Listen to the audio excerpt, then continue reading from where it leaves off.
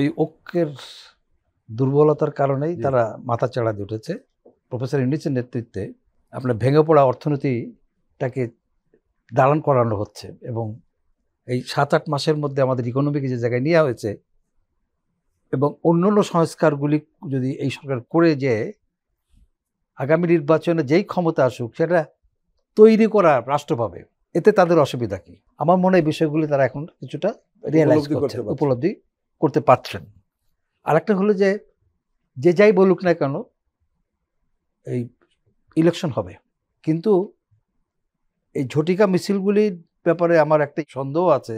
যেমন কয়েকটা গাড়িতে করে গিয়ে এক জায়গায় দাঁড়িয়ে হঠাৎ করে এটা আসলে ছবি তোলার জন্য তারপরে ওরা এটা ছাড়ছে। আরেকটা হলো যে পুরনো মিছিলগুলিকে এমনভাবে এডিটটাও ঠিক মতন করে না। যদি এডিটটা ঠিক মতন করতো, যেমন মিছিলের সঙ্গে আবার কারেন্ট ঘটনার উপরে কিছু না, পুলিশ যাচ্ছে দেখা যাচ্ছে, আবার ওর সঙ্গে কারেন্ট ঘটনা নিয়ে দু একজনের বক্তব্য দিচ্ছে, তাতে বোঝা যাচ্ছে যে মিছিলটা বুঝি এখনই হচ্ছে।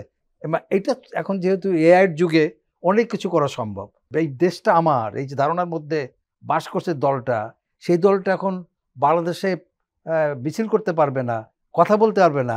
সুতরাং একটা ডেসপারেট ভাব তো আছেই এবং মানে এটা করতে পারে, কিন্তু মূলত ছিল যে এই ঐক্যের অভাব।